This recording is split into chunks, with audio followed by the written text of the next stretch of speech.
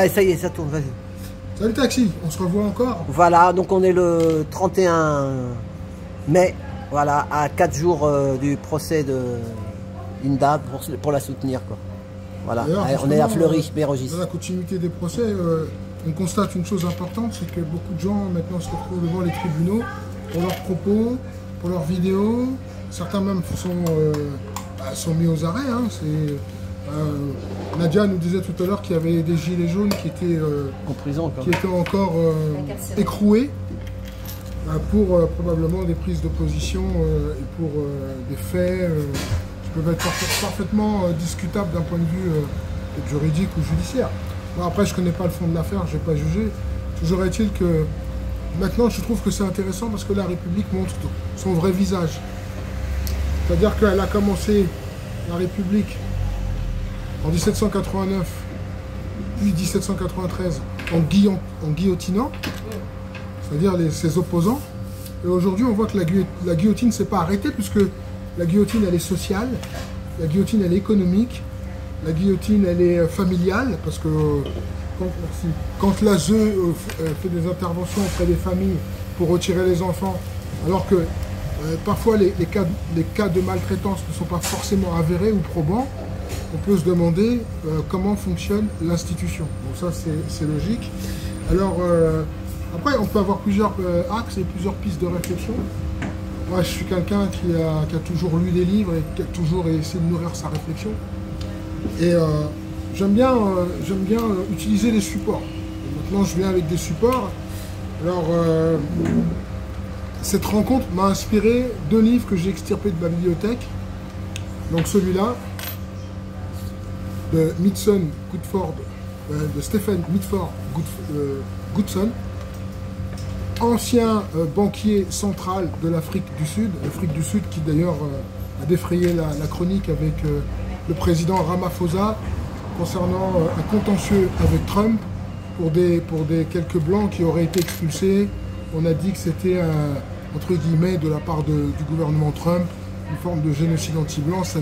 C'est pas du tout comme ça qu'il faut voir les choses. Donc rectification, là encore une fois, lui c'est pas n'importe qui, c'est un banquier central qui vous parle, et ce banquier central nous retrace en fait l'historique de comment les usuriers ont pris le contrôle des États. Je crois qu'on est en plein dedans. Et surtout, ce qui est intéressant dans ce livre, je le remonte exprès. On dit le titre alors, Histoire des banques centrales et de l'asservissement de l'humanité. Voilà. Et c'est à quelle édition? Édition Omnia Veritas. Ce que je voudrais dire, c'est que dedans, il y a un chapitre sur la Libye de Kadhafi. Tous les jours, on nous vend de la démocratie, matin, midi, soir. Je rappelle que Kadhafi n'était pas un démocrate. Et cependant, les Libyens étaient bien plus heureux en Libye que les Français en France dans la démocratie.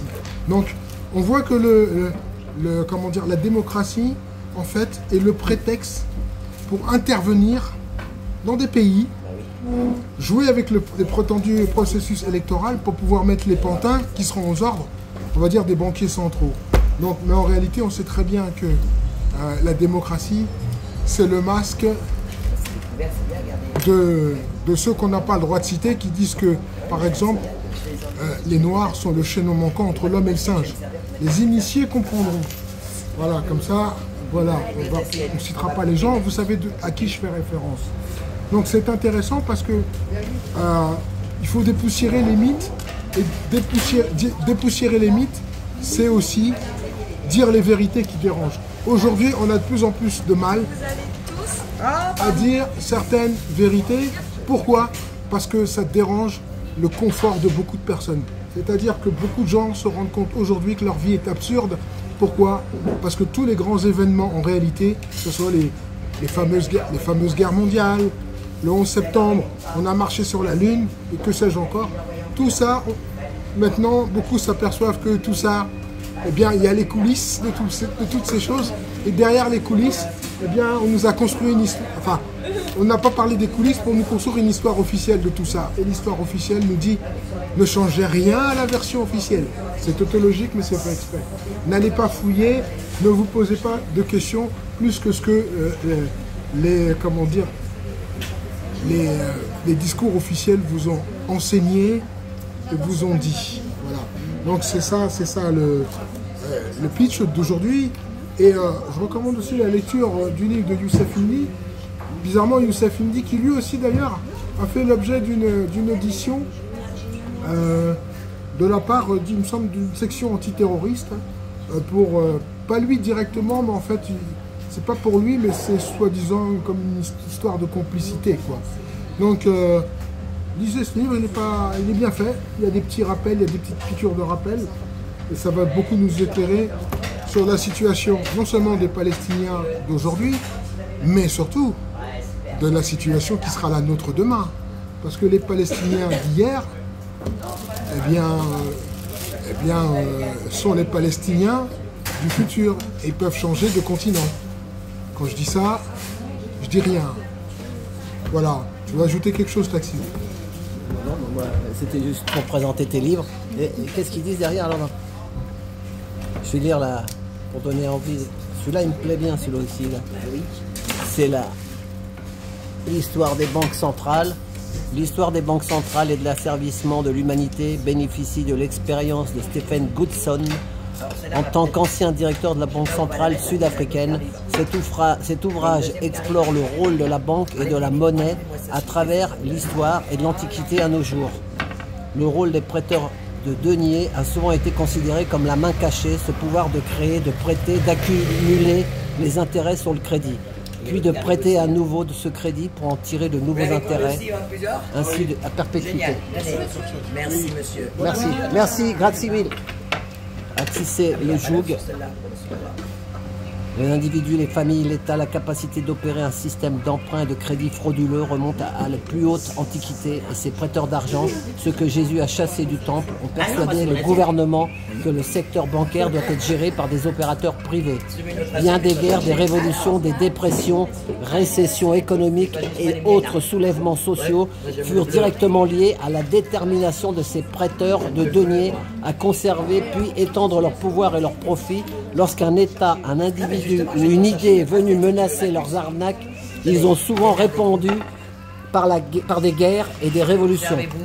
Le procès culturel et matériel d'une civilisation fut souvent lié à son affranchissement de l'influence de la dette et de la dégradation qui résulte de la prise de pouvoir des banquiers. Ainsi, Goodson démontre que les deux guerres mondiales, les guerres napoléoniennes, l'ascension et la chute de Jules César, le renversement de Kadhafi en Libye et de la révolution bolchevique, parmi tant d'autres événements, sont directement liés à la volonté de cette main cachée. Il s'agit de la clé pour comprendre le passé, le présent et le futur. De la même manière que cette clé de lecture est toujours valable aujourd'hui avec ce qui nous arrive. Si aujourd'hui nous ne sommes plus souverains sur notre territoire et que ce sont les puissances d'argent qui décident, aujourd'hui c'est McKinsey, c'est Vanguard, c'est BlackRock et les cabinets de conseil, ça veut dire que rien n'a complètement changé et qu'on voit aujourd'hui la marionnette qui se fait gifler par son femme ou par son mari, on ne sait plus trop, eh bien, devrait faire comprendre à la plupart des gens qui assistent à cette, comment je pourrais dire ça, à ces événements, devrait nous faire comprendre qu'en réalité, la main dite cachée est de moins en moins cachée en réalité. De la même manière que Claire Séverac avait écrit la guerre secrète contre les peuples, nous voyons aujourd'hui que c'est une guerre ouverte. Il y en a un qui a dit nous sommes en guerre, et la guerre, vous comptez de quel côté sont les morts, et vous voyez que dans le camp du peuple, il y a bien plus de morts que dans le camp de l'oligarchie. Donc la guerre, elle est commencée depuis longtemps. Alors quand on fait la guerre, on est obligé d'utiliser les lois de la guerre. Je dis ça, je dis rien, parce que moi j'ai fait un petit tour à la 17e correctionnelle, la 17e chambre correctionnelle de Paris, on ne va pas en dire plus. Ça. Mais je pense que vous avez des gens qui sont formés par la République pour faire la guerre, soi-disant ils sont au service du peuple.